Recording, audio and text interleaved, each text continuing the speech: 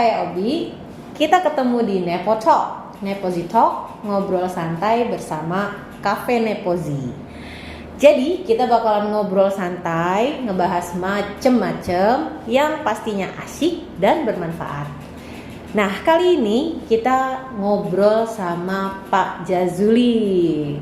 Halo Pak, apa kabar? Halo, alhamdulillah Bapak sehat. Alhamdulillah sehat-sehat. Bapak ngomong-ngomong udah pernah ke Nepozi belum nih? Oh, tentunya sudah dong. Sudah. Kita kan warga SMK 1. Ya, semua warga SMK 1 pasti udah tahu dong Nepozi Iya. itu di mana letaknya ya.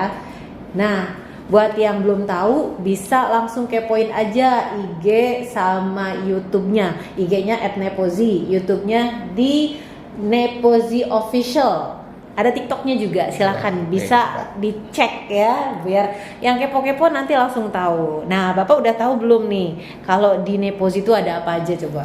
Oh, banyak, cukup banyak. Saya Iya. sudah masuk sana, ada ayam geprek, ada lauk-lauk macam-macam masakan gitu, juga ada kue, dan ada kopi dan es yang lain macam-macam. Kopi. Esnya enak loh Pak. Enak, Iya, saya apalagi cipin. es kopmo itu enak Iya. banget.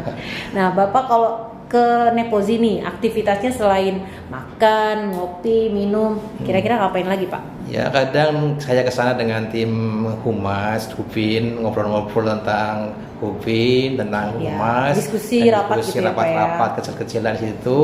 Iya. Juga MGMP juga Oh di situ iya, kan, ya, beberapa tempatnya. teman kita juga Ada ya. Tempatnya cukup representasi ya untuk ini. Ya, representatif banget ini. untuk rapat, mini meeting sampai meeting yang agak besar juga muat kok ya, cukup banyak orang. Enak kan tempatnya itu asik kan Pak ya? Nyaman. Tempatnya sudah. unik, asik, cozy, nyaman.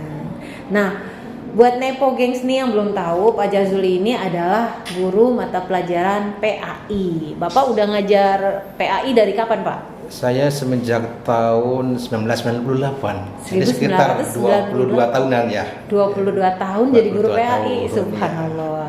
Buat yang belum tahu juga, Pak Ustadz Jazuli ini dipanggilnya Pak Uje juga kadang-kadang. Jadi di SMK 1 ada Pak Uje, namanya Pak Ustadz Jazuli. Nah, selain ngajar nih Pak, apa kegiatan lainnya Pak di sekolah dan di masyarakat? Ya, kalau di masyarakat saya ngisi pengajian rutin, ada Iya. juga khutbah Jumat di masyarakat. Ya, sebagai bentuk pengabdian saya Yes. terhadap masyarakat. Kalau di sekolah tadi selain tugas tambahannya selain guru, Iya. berarti di Hubin ya Pak ya, Ya, staf staf Hubin. Hubin dan Terus apa juga lagi Pak? komisaris toko di koperasi Oh, warga, koperasi. koperasi Katra Teknika ya. Oke. SMK 1 Cirebon. Jadi sibuk banget ya Pak ya? Lah, lumayan. Sibuk banget dan terima kasih loh sudah sempat mampir ke bincang ini di Nepo Talk ini. Waduh, hebat banget, udah dalam kesibukannya masih nyempetin waktu buat ngobrol-ngobrol sama saya. Thank you Bapak. Sama-sama. Nah Bapak kan jadi guru PAI udah lama nih Pak nih ya. Selama jadi guru PAI, materi apa sih Pak yang dianggap penting tapi belum dipahami secara utuh oleh siswa-siswa Bapak? Kalau buat materi pendidikan agama Islam itu saya kira semuanya wajib penting, semuanya penting untuk kita kaji, kita dalami. Ya, karena itu menuntut ilmu agama atau pendidikan agama Islam ini hukumnya wajib, fardu ain lah, fardu setiap orang, setiap individu. Setiap orang harus ya. Ya, kalau mungkin mata pelajaran lain juga menurut saya juga sama wajib, cuma beda wajibnya itu wajib kifayah kalau yang lain.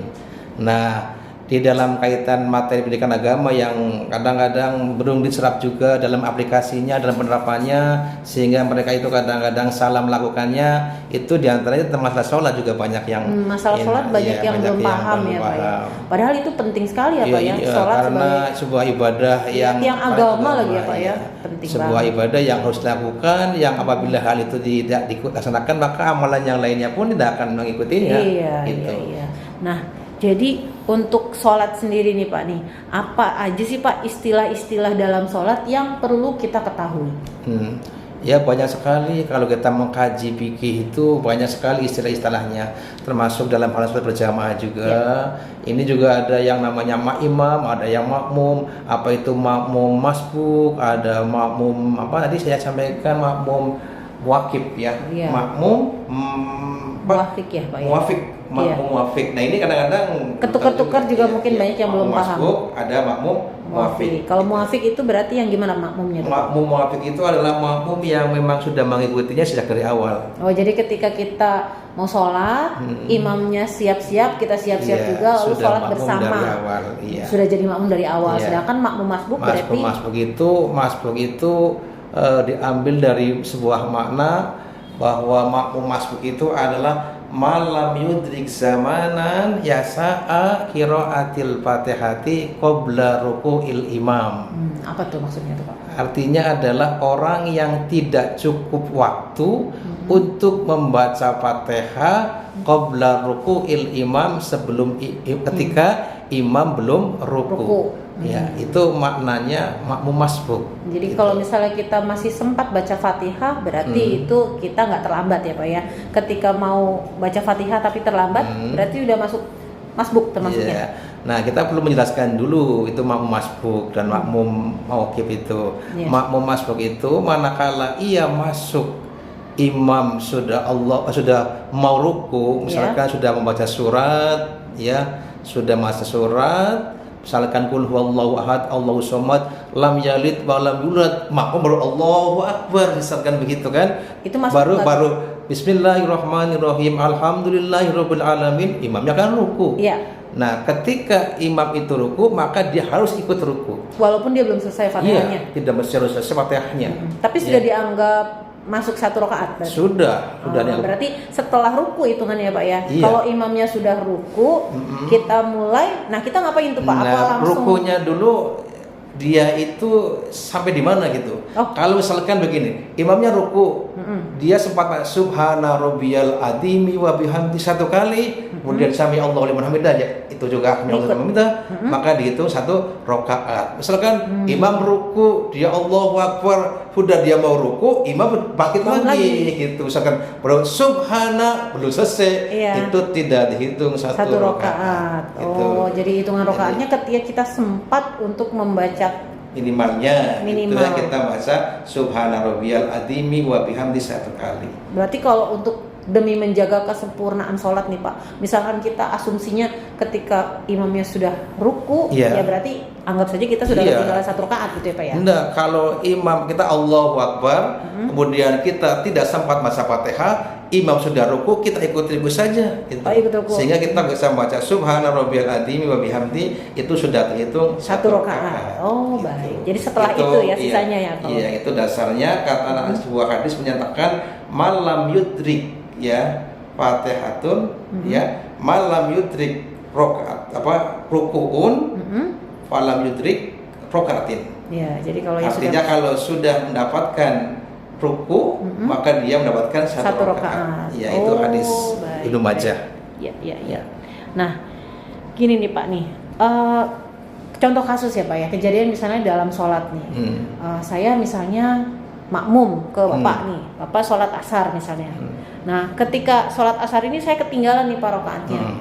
Bapak udah rakaat ketiga, saya baru siap-siap. Iya. Gitu ya. Jadi saya terlambat sehingga ketika saya mengikuti Bapak itu sayanya di rakaat keempatnya Bapak. Iya. Berarti rakaat keempatnya Bapak itu kan pertamanya saya kan Pak ya. Iya. Nah, ketika Bapak tahiyat kan saya ikut tahiyat. Iya.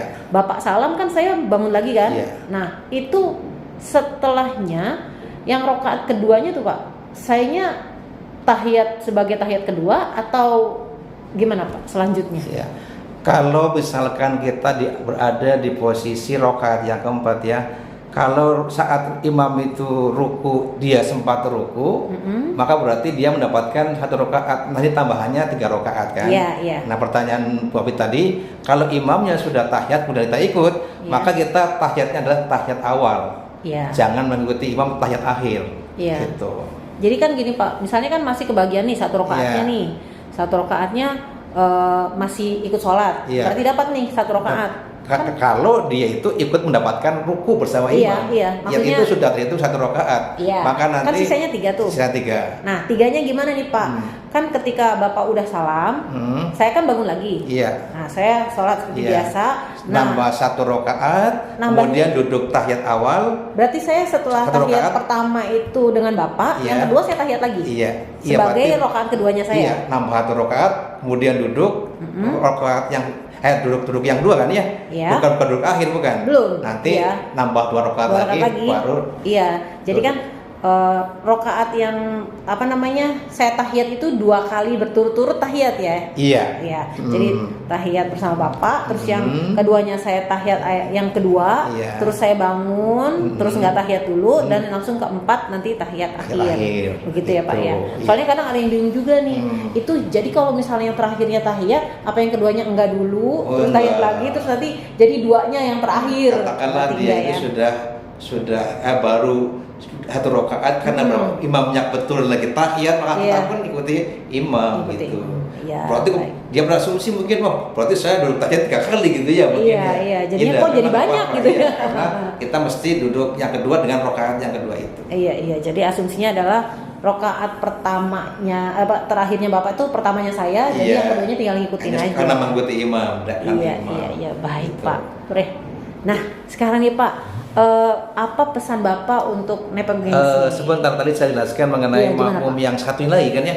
Oh, yang tepat namanya waktu. juga makmum muafik gitu Iya, ya. yang tepat waktu. Makmum muafik itu makmum yang mengikuti imam. Iya. Nah, sekarang permasalahannya begini. Ketika ia menjadi makmum muafik berarti mengikuti dari awal. Ya. Mungkin karena si imam itu membaca suratnya terlalu pendek, sehingga ketika ia membaca Fatihahnya itu belum selesai, iya. kemudian imam itu ruku. Ruku. Apakah si makmum muafik itu seperti bagikan makmum masuk harus ikut ruku? Harus ikut. Nah, ini beda. Oh gitu Pak. Iya, kalau makmum muafik ini karena dia itu mengikuti dari awal, dia itu membaca Fatihah, si makmum sudah ruku, entah karena imamnya membacanya pendek, terlalu pendek cepat, atau mungkin si makmumnya itu membaca Fatihahnya terlalu lambat karena mungkin baru latihan. Iya. Maka ketika imam ruku, tetap dia harus menyelesaikan Fatihahnya. Oh, jadi nanti dia ketinggalan dong? Biarin aja. Oh, nggak apa-apa. Nanti imamnya sami Allahu liman hamidah sujud, dia belum selesaikan dulu. Sujud yang kedua dia penentuan harus ikut. Kalau nggak ikut berarti itu. Jadi awal sih Iya. sesuaikan dengan kecepatan dia sendiri. Iya. Untuk rakaat berikutnya mengikuti kecepatan imam. Iya. Begini maksudnya tadi saya sampaikan bahwa ketika si makmum itu membaca Fatihahnya mungkin karena berlatihan, tapi bukan karena lebih pengen panjang dulu. Itu tidak. Tapi karena situasinya memang dianya membacanya terlalunya pelan, kemudian imamnya juga terlalu cepat, maka dia harus tetap menyelesaikan Fatihahnya sampai terakhir.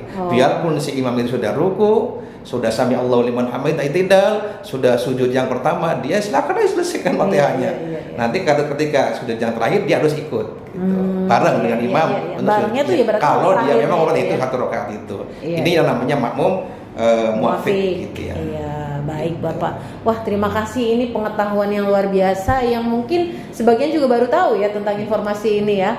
Mudah-mudahan di Nepoto kali ini nggak cuma ngobrol santainya doang, tapi ada ilmu yang bisa didapatkan.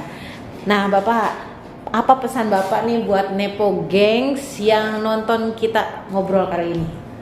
Ya, pesan saya sih mungkin seperti apa yang dikatakan oleh Imam Al-Ghazali ketika bertanya kepada muridnya ya. Pak Imam Ghazali itu pernah membuat sebuah pertanyaan yang cukup mengejutkan ya. Yang pertama beliau itu bertanya kepada muridnya, apa yang paling dekat dengan kita? Murid-muridnya pada menjawab ada yang saudara, ada ayah, ada teman gitu. Kata Imam Ghazali, Anda benar semua, tapi yang paling dekat adalah kematian. Karena memang itu sebuah janji, maka kita harus berpikir bahwa kita akan mati. Oleh karena itu kita perlu persiapkan. Kemudian apa yang paling jauh dengan kita? Ada yang menjawab bintang, langit dan sebagainya. Kemudian kata Imam Ghazali, betul semuanya. Yang paling jauh adalah dengan kita adalah masa lalu gitu. Masa lalu kita tidak akan mungkin kembali lagi. Sudah kita berbuat baik gitu. Kemudian yang ketiga, apa yang paling ringan di dunia ini? Mereka menjawab yang paling ringan itu ada kapuk, ada apalagi yang paling ringan itu hal yang paling ringan kapas. kata angin gitu. Kata Imam Ghazali, Anda betul semuanya, Iya. tapi yang paling benar, yang paling ringan adalah meninggalkan sholat. Oh, Jadi begitu banyak orang yang meninggalkan sholat begitu menggampangkan ya. Iya. Makanya tolong jangan tinggalkan sholat. Ya. Iya. Wah, ini luar biasa sekali ya pesan yang ditinggalkan oleh Imam Ghazali ya, Pak. Iya. Subhanallah. 6 sebenarnya sih ya. Iya. Mudah-mudahan kita bisa mengikuti nasihat atau pesan yang disampaikan sehingga kita menjadi orang Islam yang bisa menjaga sholat ya, Pak ya. Amin. Baik Bapak, terima kasih banyak atas Sama-sama. obrolannya kali ini. Nepo Gengs jangan lupa ikutin terus Nepo Talk ya. Pasti obrolannya tuh seru, asik dan bermanfaat. Kita ketemu lagi lain waktu. Bye.